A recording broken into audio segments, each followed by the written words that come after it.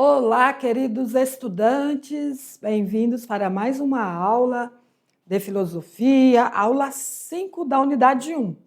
Eu sou a professora Lidiana da Cruz, estou com vocês nessa unidade 1 e, em sequência, a unidade 2 com o professor Hélio, certo? Professor presencial, obrigado aí por todo o auxílio que vocês fazem aos nossos estudantes, muitas vezes tirando a dúvida, né?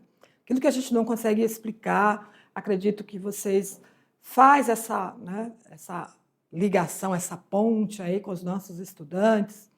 E lembrando que estamos aqui, sempre à disposição, caso vocês tenham alguma dúvida. Professora, mas o componente ainda nem concluiu, né? A aula não concluiu, não tem como tirar dúvida? Tem sim, se for necessário a gente manda novos materiais, novos vídeos e áudio para atender aí a necessidade do estudante, certo? Sempre fique em contato conosco aqui pelos nossos grupos, né, de comunicação.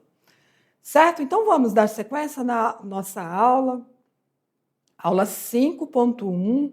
Vamos estudar mais uma corrente filosófica, né? Vamos falar então do empirismo e também os filósofos empiristas. Vamos lá, 2 tópicos, né? Então, vocês já têm aí algo sobre o que é o empirismo, está ligado, então, é uma palavra de origem grega, né?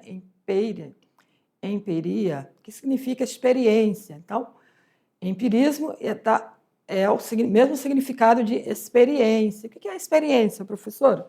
As nossas experiências práticas na vida, das coisas. Nós adquirimos experiências em tudo, no trabalho, em casa, na escola, tudo que nos propomos fazer, né? Pode ser que no primeiro momento a gente não consiga, mas vai adquirindo experiência com treinamento, certo? Conhecimento também nos permite adquirir experiência. Quanto mais a gente estuda, mais a gente vai aprender e vamos conseguir colocar na prática. Filosofia, por exemplo, né? Quanto mais estuda filosofia, uma hora a gente vai dar aquele insight e conseguir utilizar a filosofia para a vida prática.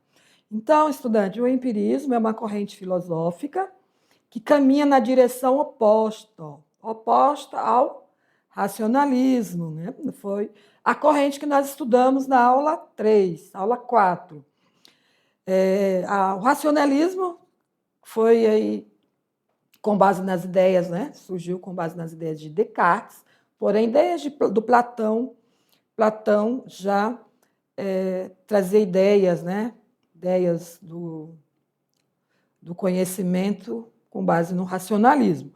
Enquanto os racionalistas olham para dentro, razão vem de onde? Vem de dentro. Ou seja, nossas capacidades mentais de raciocinar.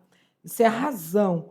E os empiristas olham para fora, sentidos. Então, queridos, precisamos ter essa compreensão. Razão é mente. Racionalismo, razão. E sentidos é o que nós temos externo. Quais são os órgãos do sentido? Vão tentando lembrar aí. Os órgãos do sentido são as nossas capacidades de enxergar, né? Nossa visão, a audição, o tato, que é sentir as coisas, pegar, também o cheiro, né? O gosto, nós temos também essa capacidade de sentir o gosto das coisas e o cheiro. Isso são os órgãos do sentido. E esses órgãos nos permitem ter contato com a vida externa, certo? Então, razão é mente. O racionalismo é mente, razão. Empirismo são os órgãos do sentido, que está por fora. Porém, o que chega na nossa mente são as informações que nós temos pelos sentidos. As teorias empiristas defendem a tese de que todas as nossas ideias são provenientes da experiência e de nossas percepções sensoriais. Visão, eu até destaquei aqui, olha, Visão, audição, tato, paladar, né? Olfato. Vamos ver um pouquinho da história do empirismo? Vamos lá. Na antiguidade, encontramos também concepções empiristas, como nos sofistas, com os filósofos estoicos e os epicuristas. Ah, mas como assim, professora? Toda a corrente filosófica, estudante, olhem aqui para mim. Toda a corrente filosófica, né, ela não surge assim do nada. Sempre teremos uma base, né? Uma base, podemos chamar, uma base que fundamenta já aquela corrente. O empirismo também já havia filósofos, né, gregos que tinham esse pensamento, né, empirista, assim como o racionalismo. Então vamos ver quem foram esses filósofos. Os sofistas eram aqueles filósofos, né, que vocês estudaram lá no primeiro ano, aqueles filósofos que vendiam conhecimento, né? Então, eles também tinham como visão que o conhecimento é adquirido pela experiência, né? Pelas nossas experiências com o mundo físico. E os estoicos estavam também ligados muito pela vida, né? Pela questão ética e moral da vida, o existencialismo, né? Eles estavam voltados para essas questões mais emocionais da vida. Então, é na Idade Moderna, olha lá, volta para a tela para eu destacar aqui para vocês.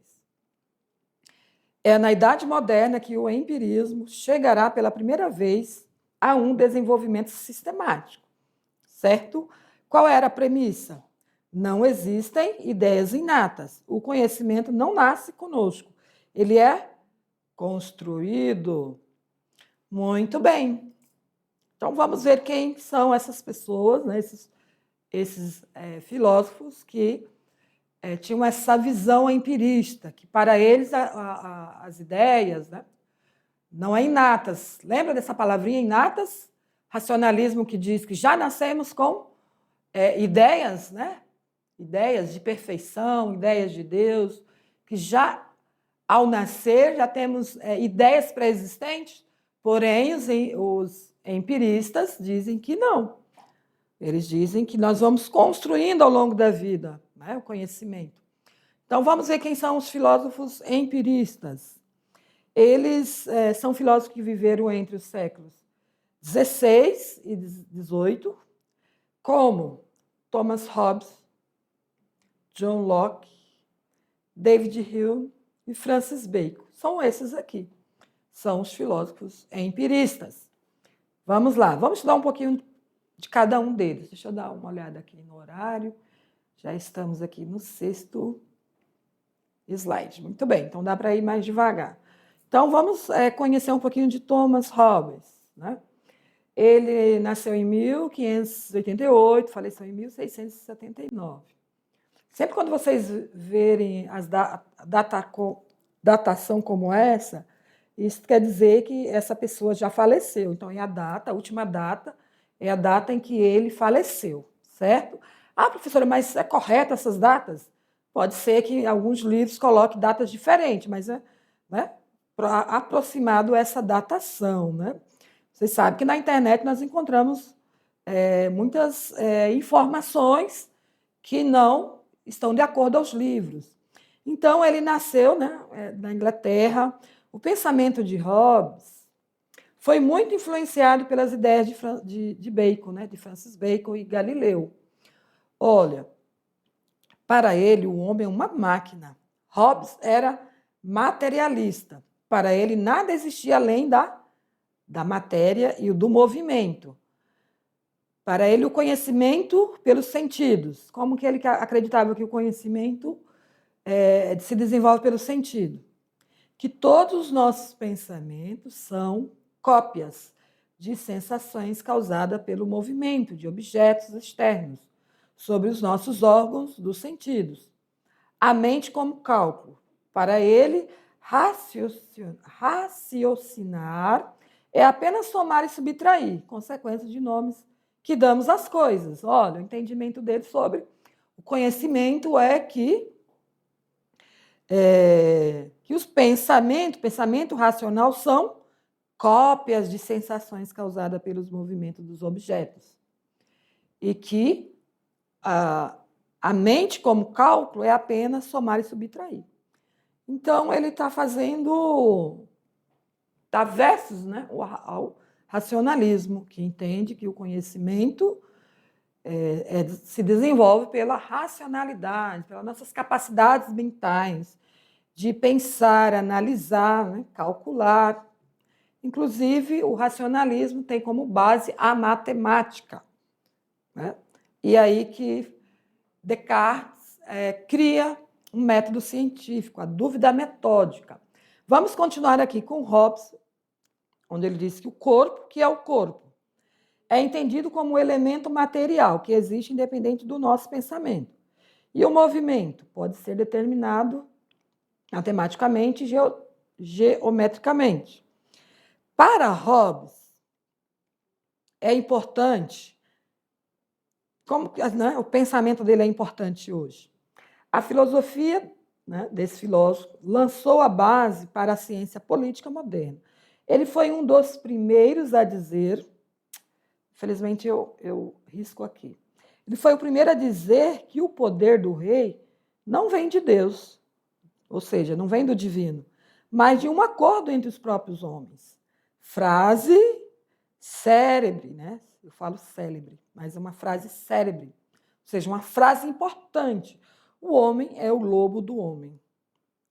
Ou seja, o que ele está explicando? Que corpo ou os objetos, né, os materiais que existem, independentemente do nosso pensamento. Ou seja, olhem aqui para mim. Eu até trouxe esse comentário aqui. Esse computador, independente do meu pensamento, ele existe. Se eu não estiver vendo esse computador, eu posso dizer, né, existem computadores, notebook. É uma palavra, né, um discurso generalizado. Existe computador, porque mesmo se não tiver um na minha frente, certo? Então, os empiristas entendem que o existir desse computador independe da minha racionalidade, certo? Então, as coisas existem, independente de racionalidade. Porém, ao ver esse objeto, ao tocar esse objeto, ao ter contato com esse objeto, eu vou desenvolver experiência, por exemplo. Informática, a gente só aprende quando está ali, né, digitando, utilizando. Então, ele difere, né, é diferente da corrente racionalista, que entende que a mente, né, o pensamento vem primeiro. É aí que eu digo para vocês, tanto os racionalistas como os empiristas contribuíram para a ciência, porque esses dois extremos têm sentido, né? Contribui ali para a nossa compreensão sobre a ciência, sobre o conhecimento. Voltando para a tela, vamos dar sequência? Vamos ver ainda que vamos falar sobre Hobbes. O processo do conhecimento inicia, então, pela sensação, uma concepção empirista. Sensação, né? Significado, né, medieval, sensation. Né? Impressão, marca deixada na consciência ou na memória, uma experiência sensível, subjetiva interior advinda dos sentidos e causas por algum objeto que excita ou estimula. Sensação de frio. Nós só conseguimos ter a sensação de frio, contato com o frio, por meio quê? Das nossas capacidades do tato, né? Encostou na nossa pele, na nossa mão, a gente consegue ter noção de sensação de frio ou de calor. Para o empirismo, a sensação é fundamental para o processo de conhecimento, pois fornece sua matéria bruta através dos sentidos. Porque, só para finalizar aqui, porque quando ele diz ali que as ideias, olhem aqui para mim, que as ideias de Locke, de Hobson, né, de Hobbes, tem a ver, ou Hobbe, né, eu falo do jeito que está escrito aqui, viu? O importante é pronunciar. Então, queridos, por que a ideia também desses filósofos empiristas, elas fazem sentido somente nas ciências subjetivas, como, por exemplo, a ciência, tanto como a filosofia, como também para a ciência política, por exemplo, né? É necessário também né, a corrente empirista para trazer à tona também esse conhecimento, que muitas vezes ele é pela experiência, né? Ao mesmo tempo é pela experiência, a gente só vai, muitas vezes, ter alguns conceitos, produzir alguns conceitos sobre alguma coisa, se há a experiência com aquele objeto, certo? Então, por isso que essa corrente também contribuiu, principalmente para algumas áreas, né? Não são todas, mas ela tem contribuição importante, assim como o racionalismo, assim como o criticismo, né? Todas as correntes que vocês já estudaram, todas elas têm contribuições, nenhuma é descartada, porque, como eu repito, não há o conhecimento ele não é universal, né? A verdade, o conhecimento verdadeiro não é universal. Algumas áreas, sim. Matematicamente falando, é universal. Nós vamos ter cálculos matemáticos que vai servir tanto aqui na nossa cultura, como já houve no passado e como vai ser no futuro. É um conhecimento universal. Mas outros conhecimentos eles podem ser relativos, certo? O que nós precisamos é ter a capacidade de reflexão crítica sobre essas abordagens e quais as contribuições de cada uma delas, né? Para a nossa vida, para a nossa profissão, né? Certo? Vamos lá, vamos continuar, vamos dar início agora com um outro filósofo. Vamos para a tela. Vamos falar agora de John Locke. John Locke nasceu em 1632, faleceu em 1704. Nasceu também na Inglaterra, né? Vocês sabem que a filosofia clássica, moderna, muitas, né? A maioria delas surgiram na Europa, né? Nesse período aí, a passagem do período antigo não, medieval para o Renascimento, e a partir do Renascimento surge também já esse período como moderno, né? Então, a maioria desses filósofos são aí europeus. Na universidade, decepcionou, é isso mesmo, na universidade decepcionou-se, ou seja, John Locke, ele se decepcionou com o aristotelismo e com a escolástica medieval e teve contato com o pensamento de Bacon e Descartes, né? Locke é o verdadeiro fundador do empirismo. Ele combateu com toda a firmeza a doutrina das ideias inatas. Ele combateu, ou seja, foi contra, né? Então, por isso que ele é aí um dos fundadores do empirismo, defendeu com unha e dente, né? Na universidade. Locke é sistematizador do empirismo. Na obra Ensaio acerca do entendimento humano, ele tornou o principal representante do empirismo britânico. Ao nascer, para ele, né? Ao nascer, nossa mente seria como um papel branco, sem nenhuma ideia prévia escrita. A mente em branco. Ele pegou as ideias inatas, ou seja, a ideia racionalista de que nascemos, né, com ideias prévias, de Descartes. A mente, para ele, a mente, então, não é inata, é como uma folha de papel em branco, e que a experiência vai preenchendo. Sensação e reflexão. Todo pensamento vem ou de um sentido externo ou de uma percepção interna do que é mente, do que a mente faz com esses dados. Certo? Então, mente em branco. Deixa eu falar um pouquinho mais com vocês sobre essa questão. Olhem aqui para mim. O que seria a mente em branco? Professora, mente em branco, como assim? O bebê, ao nascer, ele já tem fome, ele já chora, já quer mamar. Aliás, a primeira coisa que o bebê faz ao nascer é chorar. Se não chorar, ele vai levar um tapinha na bunda, no bumbum, e vai chorar, né? Porque muitas vezes ali ele fica caladinho, sufoca, já nasce sofrendo, coitadinho, né? Tem que apanhar para chorar. Incrível. Quando ele vê a luz, né? Sai lá daquela caverninha, aí ele se assusta com a luz, com oxigênio externo, então ele chora. Então, quando ele nasce, professor, ele já tem até reações, né? Emoções, já chora, já tem fome, já vai amamentar, já faz xixi, já faz cocô. Exatamente. Porém, o cérebro dele ainda está em formação. Porém, essa criança, ela tem o quê? Aquele instinto humano, né? Que é natural. Sentir fome, ter sensações ali, né, com o ambiente, certo? São reações espontâneas, poderia dizer assim, né?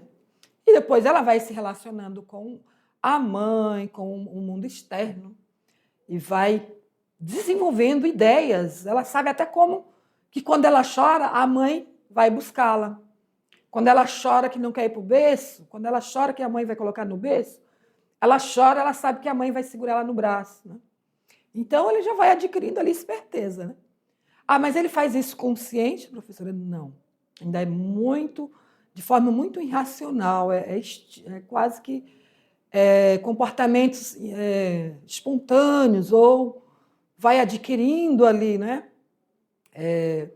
Vai percebendo que aquelas reações emocionais atende ao desejo dele, mas não faz isso consciente, vai aprendendo. Então, nós observamos aí que, desde muito pequena, a criança já é destinada a aprender. E aí? Os racionalistas, está correto quando diz que já nascemos com essas ideias, né, do mundo, das coisas, né, mesmo que seja muito simples? Ou os empiristas, que nascemos com a mente como um papel em branco, sem nada? E aí? Tem muitas correntes que confirmam que sim, não nascemos, né, ao nascer, temos capacidades mínimas ali de perceber. O que nós temos seriam espasmos, né, do ambiente. Se é frio, a criança ela arrepia, são coisas tão assim automáticas. Ela percebe que está sozinha, não viu a mãe, porque ela tem o cheiro da mãe. Se alguém estranha pega ela no colo, ela sabe que a mãe tem um outro cheiro, aí ela já estranha isso maiorzinha, não tão pequenininha. Enfim, a criança vai aprendendo ali com a experiência, porque ela tem capacidade mentais, cognitivas, esquemas mentais, neurais, que vão desenvolvendo e ela vai aprendendo. Então, o racionalismo, a razão, os racionalistas estão corretos. Nós temos essa capacidade de raciocinar. Somos os únicos animais capazes de ter raciocínio lógico. Os animais também têm lá suas capacidades, né? Eles aprendem ali conforme. Mas os seres humanos, nós somos evoluídos porque temos essa capacidade de se comunicar por meio da linguagem e o raciocínio lógico. Voltando para a tela, vocês podem estar falando, professora, a senhora explicou tudo, mas não explicou nada. É isso mesmo, filosofia é para dar um nó no cérebro, na cabeça. A gente estuda e depois descobre que nada sei, né? Como diz o filósofo. Sei que nada sei. Locke admite que, embora todos os conteúdos do conhecimento provenha da experiência, sua validade lógica não se limita à experiência, mas à razão. Há muitas verdades completamente independentes da experiência e que têm validade universal, como eu falei para vocês, verdade da matemática. O princípio empirista é violado, violado por Locke quando admite verdade a priori. Certo? Então, ele entende que quando essa verdade ela vem primeiro, a priori, ela vem primeiro só pela razão, né? É aí que ele não concorda. Ele sabe, ele entende que sim, pela experiência, adquirimos conhecimento, que pode ser relativa também, né?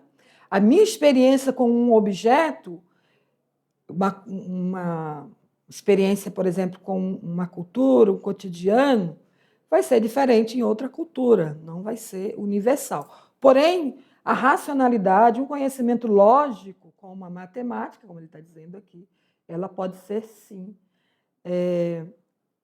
universal, né? Como a verdade da matemática. E vamos para o próximo filósofo, David Hume. Nasceu em 1711, faleceu em 1776, século XVII. Ele é da Escócia, né? Ele ocupou importante posição na diplomacia inglesa. Aqui tem uma imagem dele. Devido às diversas viagens a países europeus, estabeleceu contato com pensadores destacados da época, como Adam Smith e Jean-Jacques Rousseau. Então, ele, por meio em sua obra Investigação acerca do entendimento humano, ele defendeu a tese segundo que o conhecimento deveria dar experiência sensível, que o conhecimento deriva, né? Eu li de outra forma, que é ceguinha, viu? Deriva, não deveria, não é a palavra deveria, sim. Deriva, ou seja, vem da experiência sensível. Para o empirismo, nosso conhecimento começa sempre com as experiências dos sentidos. Os nossos sentidos são excitados pelos objetos exteriores, as quais entramos em relação, como, por exemplo, quando vemos as cores, como quando sentimos os sabores, ouvimos sons, né? Aqui, por exemplo, para fazer esse vaso aqui de barro, é possível fazer esse barro de vaso só com a razão, o pensamento racional? Não, preciso fazer o quê? Pôr a mão na massa, né? Ali, experimentar ali a mão na massa para fazer um vaso. Então, fazer vasos de barro se faz por um conhecimento prático, né? Precisa fazer. O primeiro conteúdo da mente é sempre a sensação. Uma impressão. O que é a impressão? São as nossas subjetividades, né?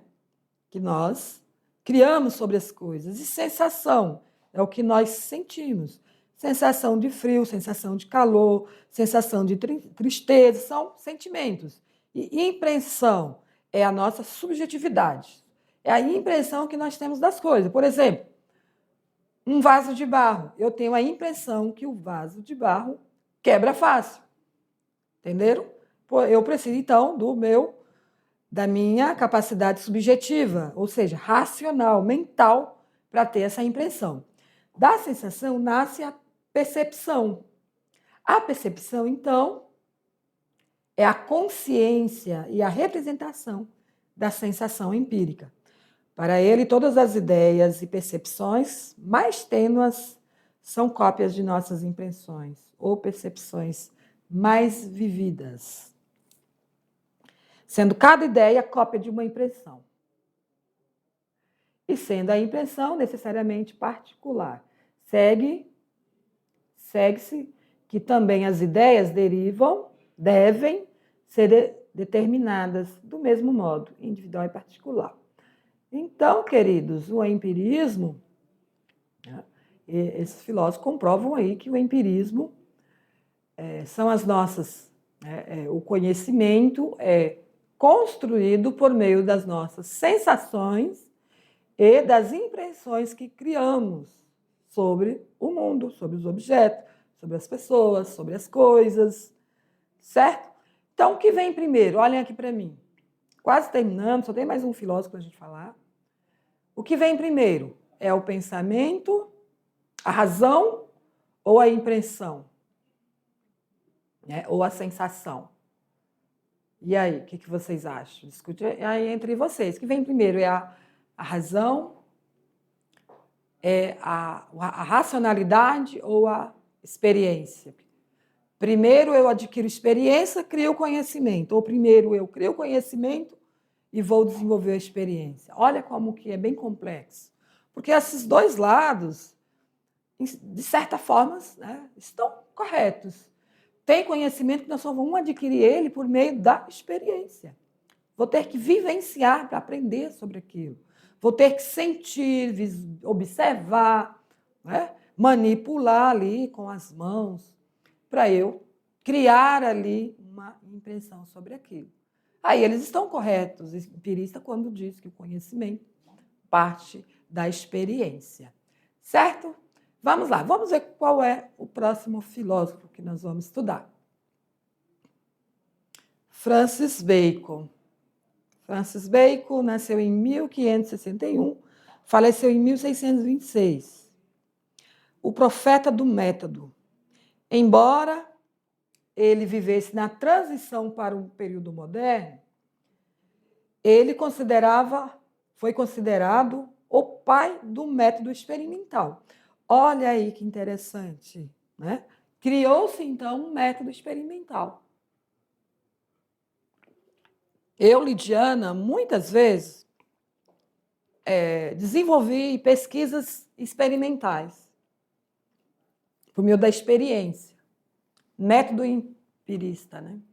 Não pesquisa experimental, mas um método empirista. Por quê? Eram impressões que eu tinha sobre algo.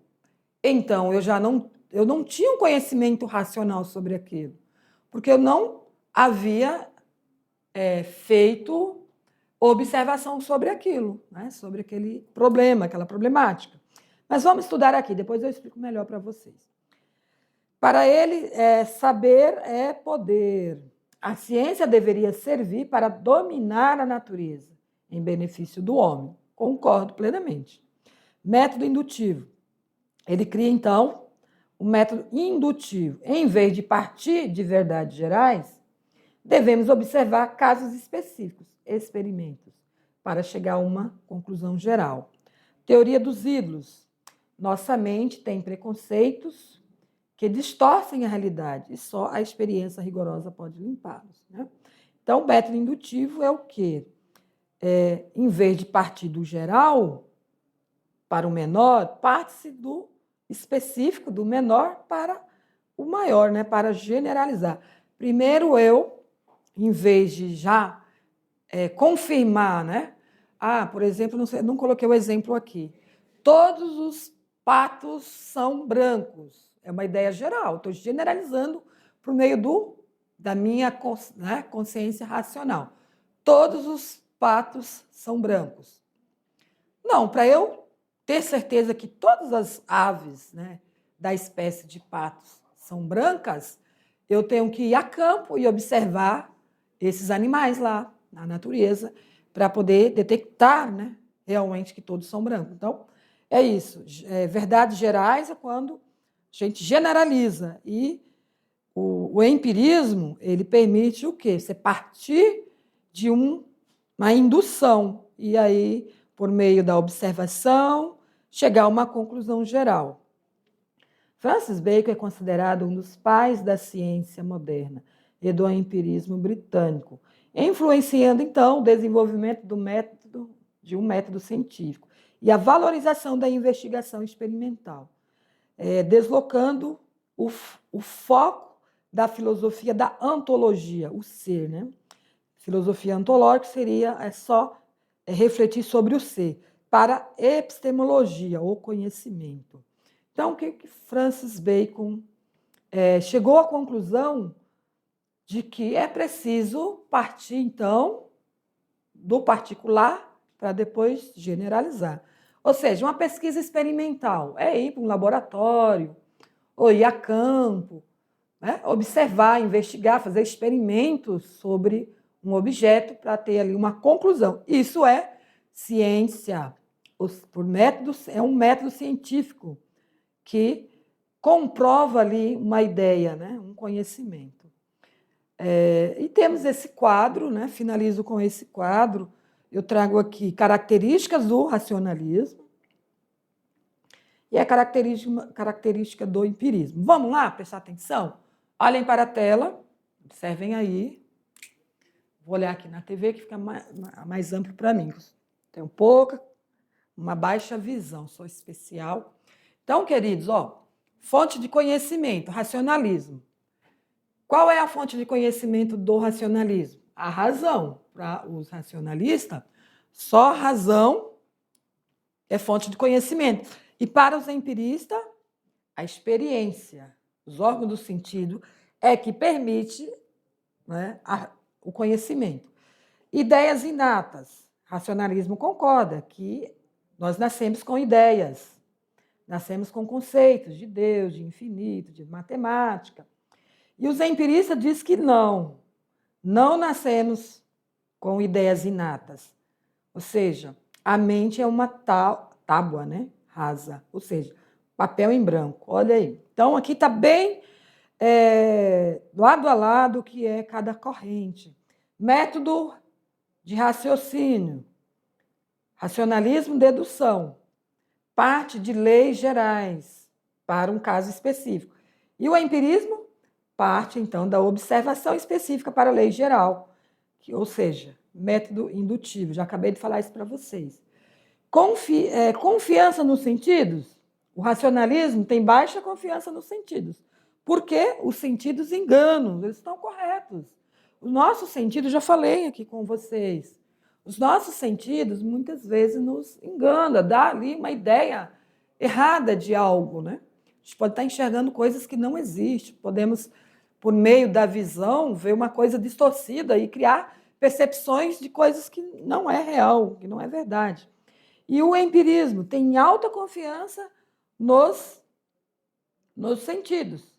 São a única base real para qualquer saber. Para eles, tudo que conseguimos detectar pelos sentidos, ou seja, pelo que eu vejo, pelo que eu toco, pelo que eu sinto gosto, pelo que eu pego ali, né, no objeto, pelo que eu sinto, é a única base real para qualquer saber. Porém, eles estão corretos. Para muitas áreas da nossa vida, é necessário, então, partir dessa premissa, né? Confiar, ter experiências pelo sentido. Modelo de ciência, matemática e geografia. E os empiristas, ciências naturais e física, observação e teses. Principais nomes. Nós temos aqui, nós já estudamos esses filósofos, Descartes, Spinoza, Leibniz, Platão. E os empiristas, Locke, Hume, Francis Bacon, Hobbes, tem outros, né? País de origem, Europa continental, França, Holanda, Alemanha e Ilhas Britânicas, na Inglaterra, Escócia. Aliás, eu falei que alguns empiristas eram europeus, eles são britânicos, tá? Estudante, às vezes a gente esquece, né? Tem a Europa Ocidental, Oriental, tem países que faziam parte da Europa que antes não fazia, agora faz parte, né? Então, depois de muitas guerras, às vezes, né, a Europa lá tomou outro país, mas aqui você estuda geografia mais e sabe melhor do que eu, né? Então, queridos, é isso. Olhem aqui para mim. Espero que vocês tenham compreendido. Este quadro, né, comparativo finaliza aí o que nós estudamos, certo? Para tirar as dúvidas, né? Aí eu trago os conceitos aí bem definidos sobre o que nós estudamos, sobre essas duas correntes filosóficas, racionalismo e empirismo, né? Desde lá os primórdios, né? Como os filósofos gregos e os modernos, né? Certo, queridos? Vamos continuar estudando então, vamos fazer aí a nossa aula de revisão e vamos continuar com as aulas da unidade 1. Vamos lá então? Essas são as nossas referências. Eu aguardo vocês na próxima aula.